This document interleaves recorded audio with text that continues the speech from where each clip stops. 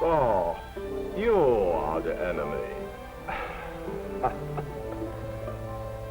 Oh, I am not supposed to laugh. You've heard that the Japanese do not show their feelings, nor do I have big teeth and thick glasses. How sad to disillusion you, and how easy. Easy because you do not know the Japanese. You only think you do, and you're wrong. Let me show you how wrong you are. This is Japan. My Japan. It is lovely. Here, breezes, soft and fragrant, whisper the story of the moon goddess to feathery little pine trees. Here, dainty bridges hover over tiny streams, like hummingbirds over flowers. Here, sacred fish ripple pools of water, cold and clear as winter sunshine.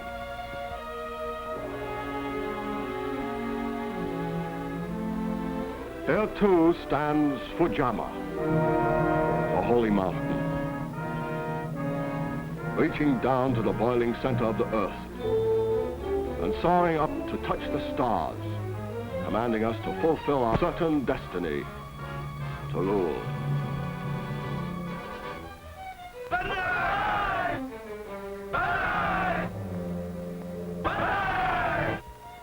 Yes, my Japan is lovely, is it not?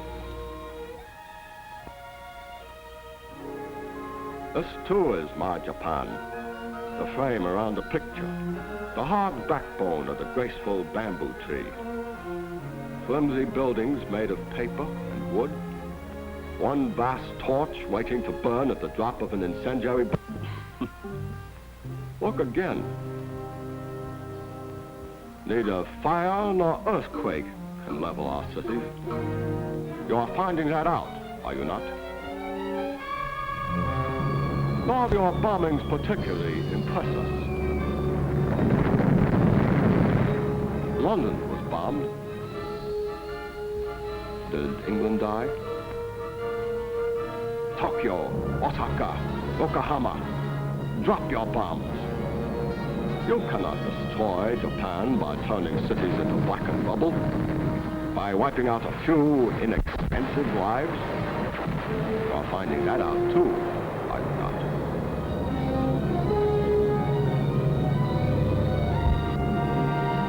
You cannot destroy Japan because you cannot destroy its heart, the Japanese people.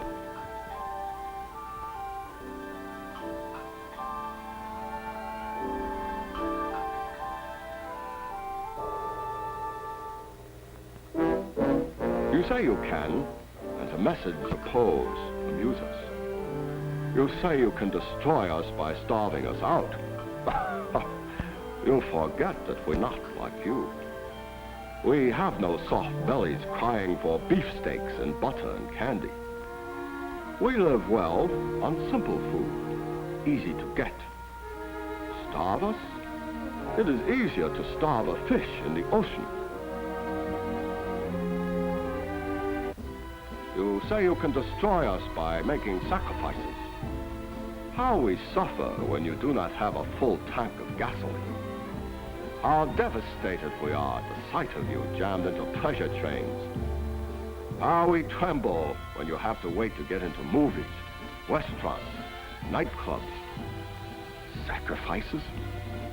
What a delightful and foolish sense of humor you have. Or do you really take yourselves seriously? We don't. We think you're stupid. An admirable quality for an enemy to have. You say you can destroy us by outworking us. You must forgive me. This is one of the most amusing ideas of all.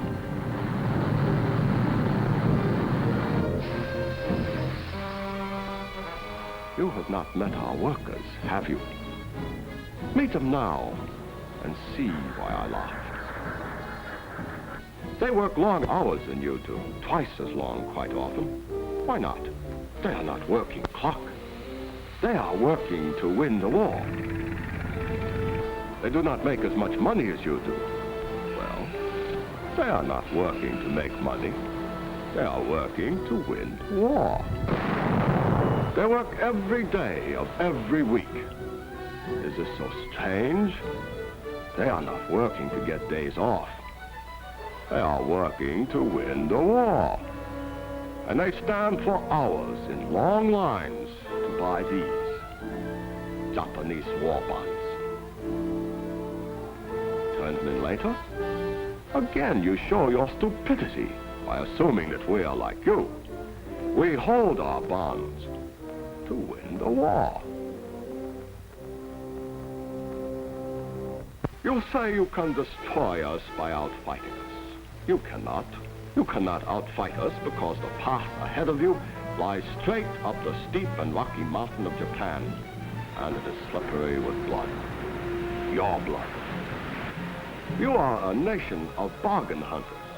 You will not be willing to pay the full price of victory in pain, in work, in money, in lives. Guadalcanal, Tarawa, Saipan, Iwo Jima. You boast of them as major victories. To you, they are. Us, they are minor defeats. The loss of island outposts.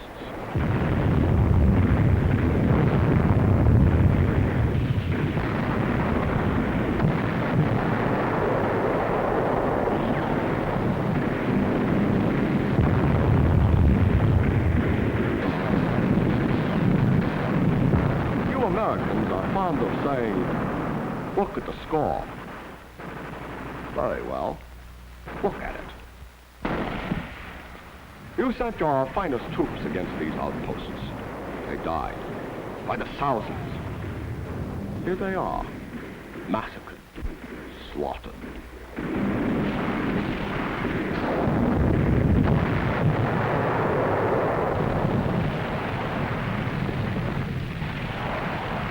But you took the islands, you say? Yes, we expected you to. That is why we garrisoned them with second-rate troops. The best of your lives for the worst of ours. We, too, know a thing or two about bargains. You have not yet faced the best of our armies. You have faced only 10% of our worst.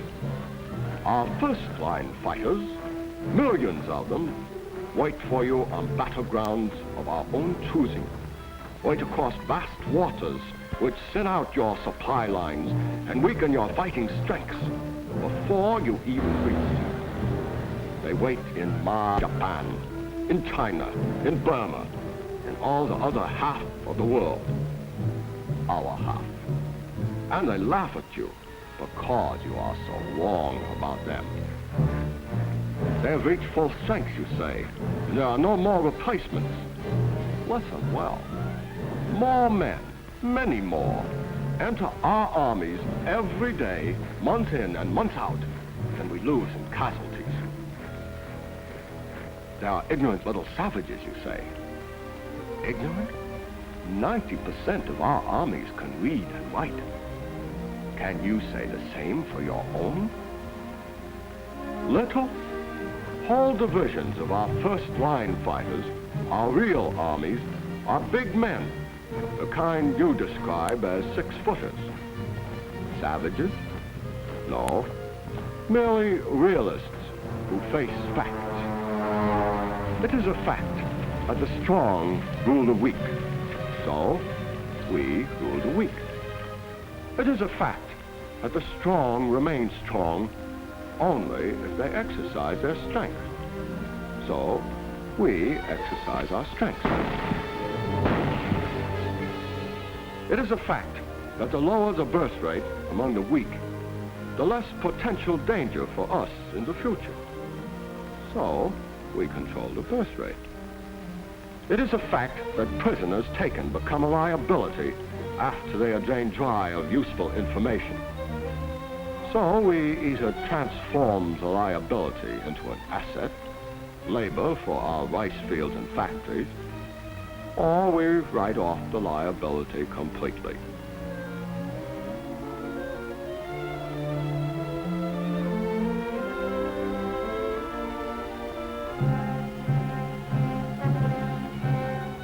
For further details, you might speak to those of you who were so long our guests in the Philippines, those who still live. It is a fact that human lives are cheap. Unlike you, we have no cowardly illusions about their value, so we spend lives freely. Yours and ours. Freely, did I say? I am too modest. Lavishly is more accurate. I refer you to what my Japan told you early in the war. We are prepared to spend 10 million lives to defeat you. How many are you willing to spend? Think well before you answer. And remember what you paid to dig a few thousand of us out of caves on Iwo Jima. Only a few thousand. And there are 70 million of us left, waiting for you. 70 million who have planned for decades to destroy you, who await eagerly and passionately the sacred honor of dying to halt you, who will stop at nothing to crush you. 70 million people, if you will, to be dug out of caves. Japanese caves? You give no one but yourselves credit for the ability to hold aces up the sleeve, do you? There are caves in China. The China is so near to us. The China we control. Should you edge uncomfortably close to our home island, it would be simple to move across the narrow sea of Japan, would it not? A move of only 100-odd miles. Already we have much of our industry there. And then, imagine, if you have the nerve, what it would be to dig 70 million out of buildings, gullies, caves, mountains, in a country as large as yours. Imagine even trying to pursue us into such a vast fight. You have seen a fly trapped and attacked by the spider. Come close, and you will die in the same way, bled white. No, we have not even begun to hurt you, nor you us. Our war has not even started. We know this because we know the heart of Japan. You do not.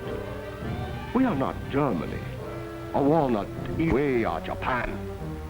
A mountain easily eaten once the shell is cracked. A spider web, a flame that feeds on hate of you. Let the game begin. We gamble only once for all time, and the stakes are all or nothing. Perhaps I disturbed you with my harsh picture of what lies ahead. So feast instead on this, the beauty of my Japan. It is more to your taste for a world of make-believe rather than one of realities. No, I must not disturb you. I must not awaken you. Your dreaming is pleasant and useful to us, for you dream of victory rather than work for it. You talk total war rather than fight for it. You smugly expect peace at bargain rates instead of on our terms. By all means, come to my Japan, if you dare. And welcome. It is beautiful here. As beautiful as the sight of your blood on our bayonets.